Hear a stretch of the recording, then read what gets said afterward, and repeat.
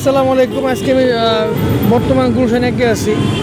একটা কথা মানে বলতে মন চায়, মাঝে মাঝে বলতে মন চায় যে আমাদের দেশের পৃথিবীতে মানুষ তো আছে, বিশেষ করে আমার দেশের মানুষ, আমাদের দেশের মানুষ মানে আমি রিঙ্কন মানে আলহামদুলিল্লাহ সাপ কেউসা, তারপর আপনি পোকা মাগুর তেলা পোকা বাঘ ভাল্লু যত আছে ভয়ানক রূপ দেখতে, হ্যাঁ ভয়ানক।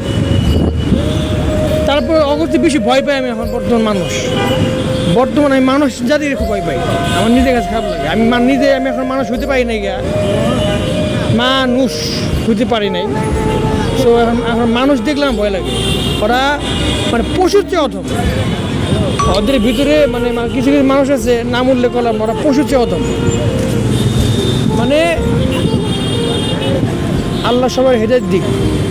ভাই বিবেক দিয়ে ভাবলে, ঠান্ডা মাথায় ভাবলে, এই কথাগুলো বলতেছে আজকে আমি কালকে থেকে বলা শুরু করছি। আজকে বলি বিবেক দিয়ে ভাবলে, কথা দিয়ে মানে মানুষ যদি বিবেক দিয়ে একবার নাড়িত বিবেক, ইনশাল্লাহ পৃথিবীতে কোনো মানুষ কোনো অন্যায় কাজ করতে পারতো না, ভুল করতে পারতো না। আপনি বিবেককে প্রশ্ন করে আপনি কী করেন, ভুল না খারাপ। আর অনেক কথা বলবো সামনে ইনশাল্লাহ। আসসালামু আলাইকুম।